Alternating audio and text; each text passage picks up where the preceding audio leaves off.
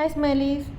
So ఈ వ్లాగ్లో నేను చెప్పాలనుకున్నది ఏంటి అంటే మన జుట్టుకి ఎట్లా హెయిర్ అప్లై చేయాలి. సో మామూలుగా చాలామంది అప్లై చేసుకుంటారు, ఓకే.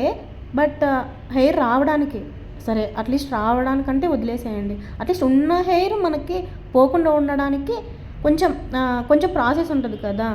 మామూలుగా జస్ట్ ఊరికనే అప్లై చేసుకోవడము వదిలేయడం అని కాకుండా ఒక చిన్న ఒక 2-3 టిప్స్తో మనం హెయిర్కి అప్లై చేసుకున్నాం అనుకోండి, కొంచెం బెటర్. అంటే ఉన్న జుట్టు ఊడిపోకుండా ఉంటుంది.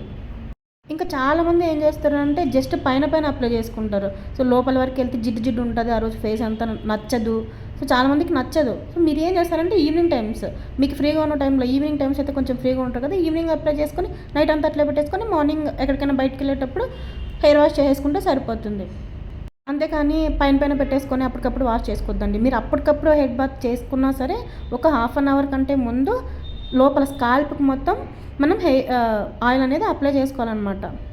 అయితే నేను ఈరోజు యూజ్ చేస్తున్న ఆయిల్ ఏంటిదంటే నేను గానుగ నుంచి తెప్పించాను. అంటే అనంతపూర్లో గానుగ ఉంది కదా, అంటే మన కొబ్బరి తీసుకెళ్ళినా సరే వాళ్ళు చేసిస్తారనమాట. బట్ నేను మాత్రం అక్కడే జస్ట్ కొబ్బరికాయల నూనె, అప్పటికప్పుడు తీసిన నూనె మాత్రమే తెప్పించుకున్నాను. అయితే ఈసారి తెప్పించుకున్నాను, కానీ ప్రీవియస్గా నేను ఒక ఆయిల్ అని కాదు, ఏదైతే వాడతాను షాంపూస్ మాత్రం సేమ్ వాడతాను. మ్యాక్సిమం చిన్నప్పుడు అప్పుడెప్పుడు క్లినిక్ ప్లస్ వాడేదాన్ని, బట్ ఈ మధ్యకాలంలో సన్సిల్క్ మాత్రమే వాడుతున్నాను. సో ఆయిల్ అయితే ఇది అదే అని కూడా కాదు, కానీ పర్లేదు ఏది పడితే అది, అంటే నాకు ఏది స్మూత్గా అనిపిస్తే అది వాడేదాన్ని. ఇక్కడ ఏంటిదంటే మెయిన్గా మనం స్కాల్ప్ని రబ్ చేసుకోవాలి, ఎక్కువ మసాజ్ చేయాలి. నేనైతే అట్లీస్ట్ 30 మినిట్స్ పడుతుంది. నేను నా హెయిర్కి హెయిర్ ఆయిల్ పెడితే నాకు అట్లీస్ట్ 30 మినిట్స్ పడుతుంది అనమాట. ఇంకొకటి ఏంటిదంటే ఆయిల్ అప్లై చేసిన తర్వాత అసలు కోంబ్ అనేది యూజ్ చేయకూడదు.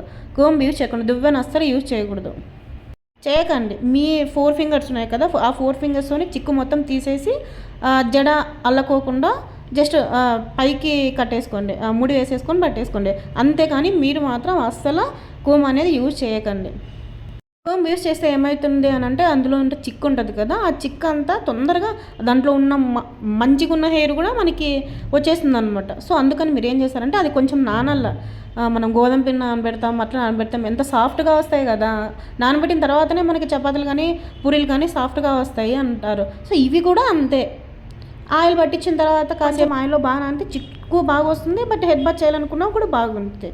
సో ఇన్ఫర్మేషన్ మీకు యూజ్ అవుతుంది అనుకుంటున్నాను. Okay, bye.